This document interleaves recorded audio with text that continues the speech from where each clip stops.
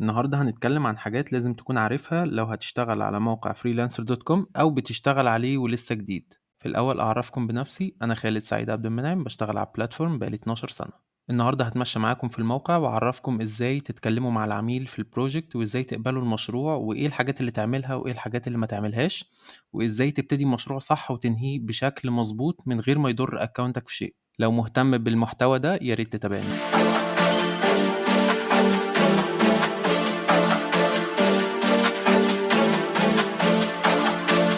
في البداية لازم تكون عارف إن البروفايل بتاعك هو ده الستور بتاعك، ده المتجر اللي انت هتبيع فيه سلعتك اللي هي الخدمة اللي انت بتقدمها. فلازم تهتم بمظهره وشكله، يعني ما ينفعش يكون فيه أي أخطاء في الجرامر اللي انت كاتبه في الديسكريبشن تحت، أو أخطاء في كتابة اسمك. ولازم كل البيانات تكون مكتوبة وكاملة في البروفايل بتاعك، لأن ده الواجهة بتاعتك، ودي أول حاجة العميل هيشوفها قبل ما يعينك في أي مشروع. لو أنت محترف في المجال بتاعك وكل حاجة في البروفايل تمام، بس أنت كاتب ديسكريبشن بتاعك هنا في أخطاء إملائية كتير، العميل ممكن ما يعينكش. سبب بسيط زي ده ممكن يضيع منك المشروع بالكامل. فتعالى نتمشى مع بعض كده في البروفايل، وهاخد بروفايلي كسامبل نشرح عليها. هنا في بروفايلك في 4 حاجات مهمة جدا علشان تبدأ تشتغل أو تقدم على مشاريع على موقع freelancer.com. أولهم هو اسمك.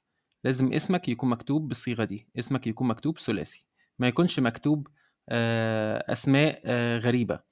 ممكن هنا التاج بتاعك تكتب اللي انت عايزه، بس اسمك لازم يكون مكتوب اسمك الحقيقي ثلاثي.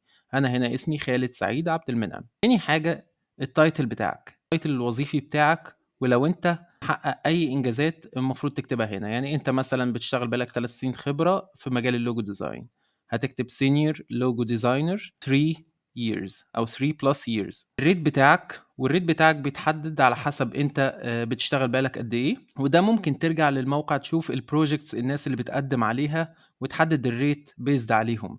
يعني لو حد شبيه ليك مثلا ومقدم ان هو بيشتغل ب $30 في الساعة، يبقى انت كمان هتبقى ب $30 او في الرينج ده بلس اور ماينس 5. يعني مثلا من $25 ل $35. تالت حاجة عندنا وهي الديسكريبشن بتاعك. الديسكريبشن ده مهم جدا، بتبين فيه للعميل انت بتقدم خدمات ايه بالظبط، وايه اللي انت متميز فيه، وايه البرامج اللي انت بتشتغل عليها، وبتشجعه ان هو يشتغل معاك. ممكن في الجزء ده تستخدم ال AI في ان هو يساعدك في كتابة النص ده، او ان هو يراجع لك الجرامر لو انت هتكتب النص بتاعك، علشان تتأكد ان هو مفيش اي اخطاء املائية فيه. رابع واهم جزء عندك هو البورتفوليو بتاعك او المعرض بتاعك.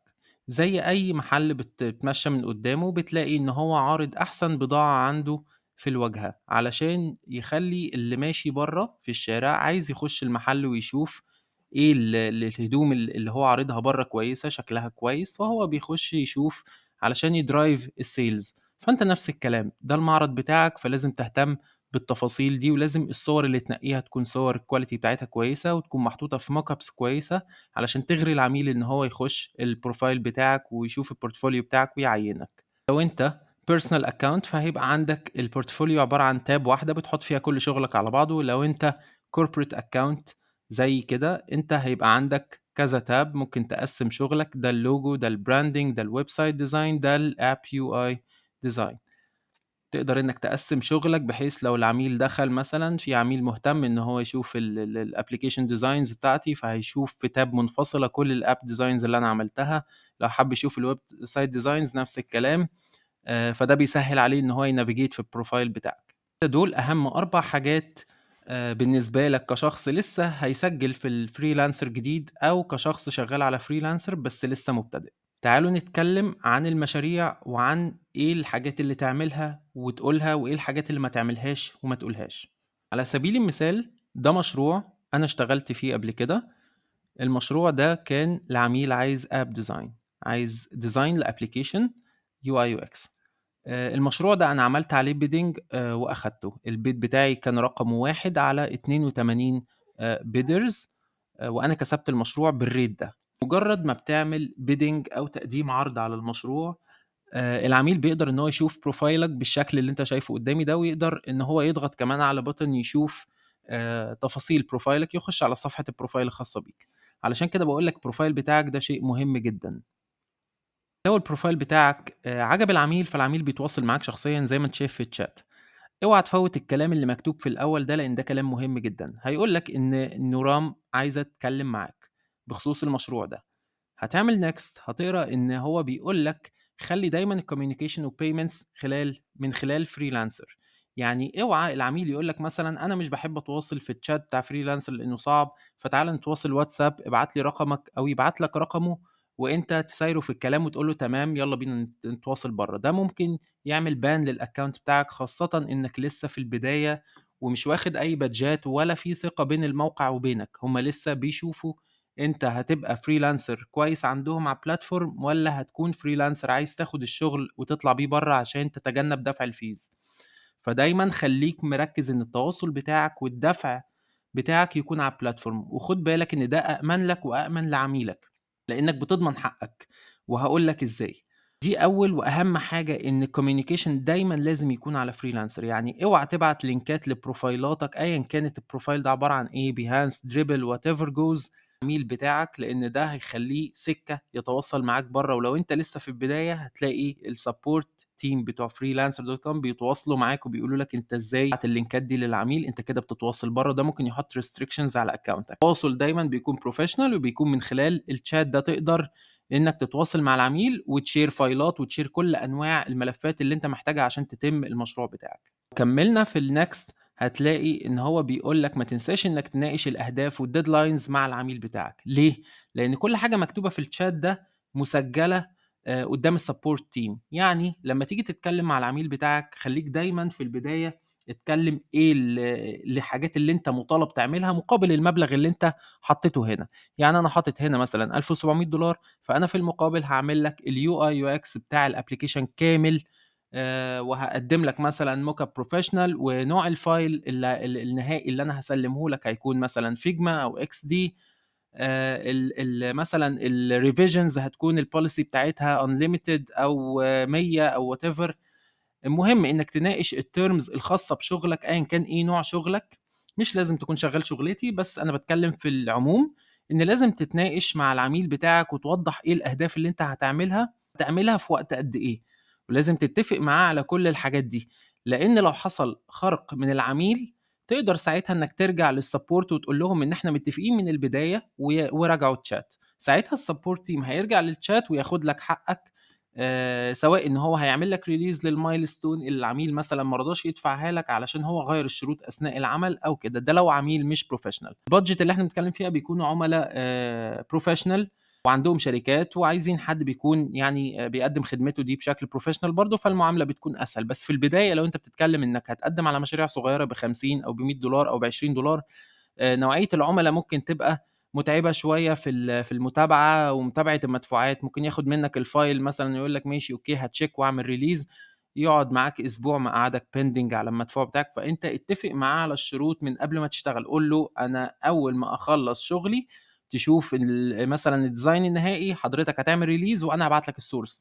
ما تتفقش معاه إنّك هتبعت الsource بعد ما تخلّص الشغل وتسكت. ليه؟ لإن هو هياخد منّك الsource ويقول لك أوكي أنا هacheck الsource ده، وممكن يقعد شهر في الchecking وممكن حتى يقفل الplatform وما يدفعلكش حاجة. فدايمًا اتفق مع العميل في البداية على كل الشروط. قُل له أنا هاخلّص شغلي وقبل ما أبعت الملفات النهائية لازم تكون عامل release، لإنّك لازم تضمن حقك قبل ما تخلّص المشروع.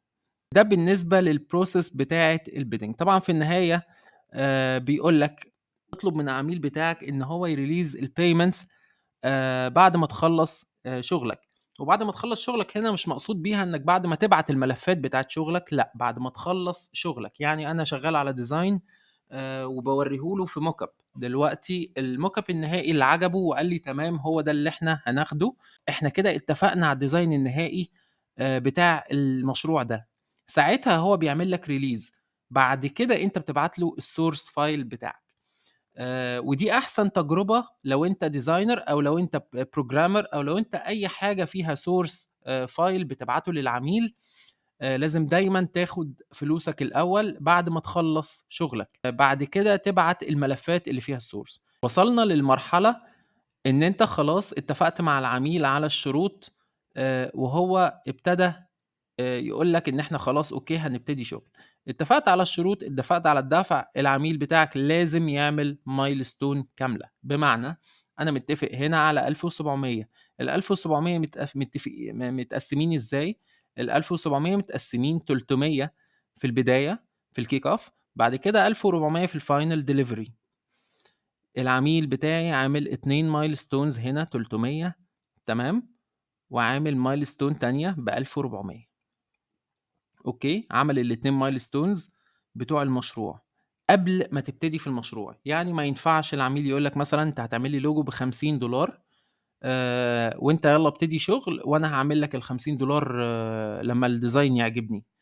ما تشتغلش، العميل ده مش هيدفع لك حاجة. لازم في البداية قبل ما تحط ايدك في اي مشروع العميل يعمل بالكامل المبلغ، ما يعمل لكش $10 ويقول لك هعمل 40 بعدين.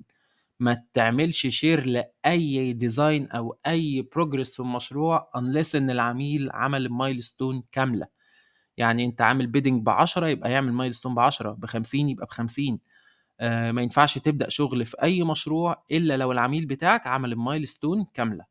بالنسبة للمشاريع، أنت كمبتدئ دايما تارجت المشاريع اللي البادجت بتاعتها قليلة. بلاش تخش في المشاريع اللي البادجت بتاعتها عالية، علشان كل ما هتعلي البادجت كل ما المنافسة هتزيد عليك. وانت في البداية مش محتاج منافسة، انت في البداية محتاج تاخد المشاريع اللي البيتس عليها قليلة. كل ما هتعلي البادجت كل ما هتلاقي ان المشاريع البيتس عليها بتزيد، ونوعية البيتس من الناس اللي بتقدم عروض عمل بتكون ناس تقيلة. فما تخشش تناطح في الحيتان، خليك على قد يعني المستوى الخبرة اللي انت فيه، وما ترهقش نفسك بالتقديم على مشاريع تقيلة في الأول. خليك اتدرج في الشغل، يعني ابتدي. مش عيب خالص انك تبتدي ب$5. انا اول حاجة كسبتها كانت مسابقة ديزاين تيشيرت، كانت ب$7 او ب$10، مش متذكر الصراحة، يا ب7 يا ب10. بس دي كانت اول حاجة، وفضلت شغال بالريت ده فترة طويلة جدا. يعني مش عيب انك تتدرج في الريت بتاعك. مش لازم تبتدي بأعلى حاجة، ومش لازم تقلد حد. ابتدي صغير واكبر مع الوقت، وانت خبرتك هتزيد على الموقع، وهتلاقي عندك قاعدة عملاء بعد كده بتعمل لك ريهايرنج، فهتلاقي ان عندك مشاريع وريفيوهاتك بتزيد والدنيا مستقرة معاك. ابتدي زود الريت بالراحة ومعاك وقتك، مفيش اي استعجال في اي حاجة. طبعًا علشان تقدّم عرض عمل، أنت بتخش بتقرا المشروع كويس، تتأكد إن أنت تقدر تعمل كل term في المشروع، ما فيش أي حاجة غريبة عليك. لو لقيت حاجة غريبة عليك ما تقدّمش في المشروع ده، علشان ما تحرجش نفسك أو تدّي انطباع سيء للعميل فيعمل لك report للبيت بتاعك إنك قدّمت على حاجة لا تفقه فيها. فدايمًا اقرا المشروع كويس، لو في documents افتحها وشوفها، وشوف العميل بتاعك عايز إيه بالضبط، واتأكد إنك تقدر تقدّمه له. طبعًا بتدخّل الbid amount، بتشوف أنت هتعمل المشروع ده في كام يوم based على اللي أنت شايفه.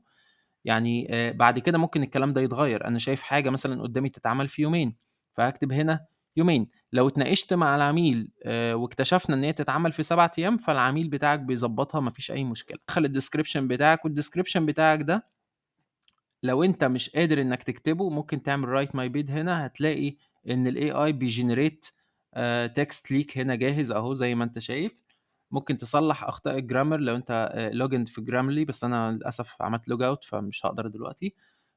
فأنت ممكن تصلّح أخطاء الgrammar هنا، بس ده generated بالAI بيساعدك إنك تكتب الbase، وممكن تغيّر فيه تعمل edit فيه بحيث يبقى مناسب للعميل بتاعك إن هو يقراه يعني، وما يكونش فيه أخطاء إملائية كتير، أحسن ما تكتبه أنت ويكون فيه أخطاء كتير.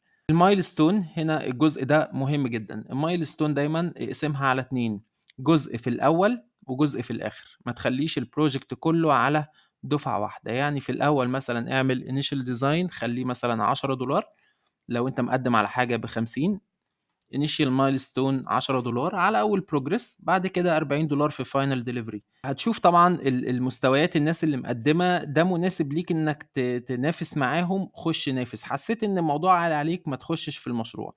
أو تقدر إن أنت لو عندك bets، طبعًا لو أنت مشترك في باقة، لإن خُد بالك أنت ليك عدد معيّن من الbets حسب الباقة اللي أنت مشترك فيها. يعني أنا مثلًا professional، فprofessional ليه 100 bid في الشهر.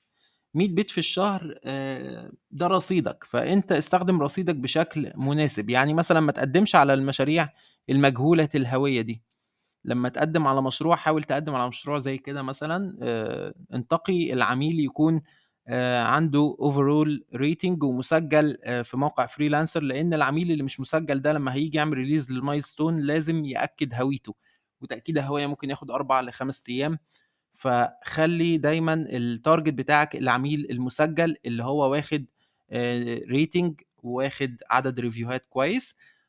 يعني حاول تختار مشروع يكون زي ده، يكون العميل عنده rating وعنده عدد ريفيوهات 6، يعني ده مأكد البيانات بتاعته، وهنا كاتب لك هو payment verified، فهو لمّا ييجي يعمل release للmilestone مش هيكون في مشاكل إن شاء الله، وعامل deposit حسابه فيه فلوس، verified للإيميل، phone. اقرا المشروع كويس، اعمل bidding زي ما قُلت لك، حدد الmilestones تكون مقسومة على نُصّين أو 3 تِتلات، يعني 2 أو 3 milestones.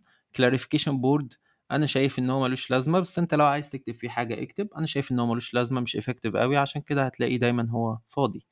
العميل نفسه ما بيكونش مستجيب معاه أوي، يعني ما بيكونش فاضي إن هو يقرا ويرد والكلام ده، بيتفضّل إن هو يتناقش مع الشخص اللي هو هيختاره بس. وأتمنى من الناس الجديدة ياخدوا بالهم من جزئية إنك ما تشيّرش أو تدّي للعميل أي نوع من أنواع الفُرَص اللي تخلّيه يتواصل معاك خارج الplatform.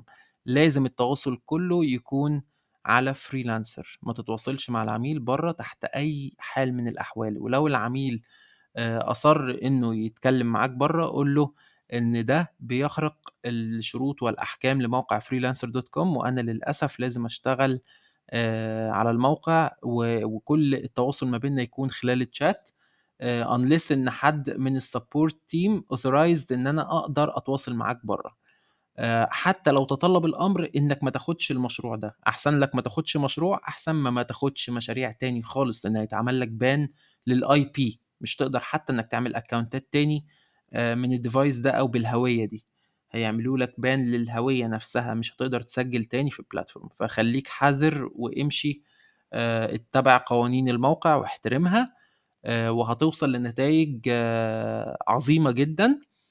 وإن شاء الله كلّكم تبقوا أحسن منّي كمان، وأتمنى لكم كل خير. ولو الفيديو عجبك واستفدت منّه، يا ريت تعمل له share ويا ريت تعمل لي subscribe لو أنت معجب بالمحتوى من النوع ده. شكرًا ليكم وأشوفكم في فيديو جاي.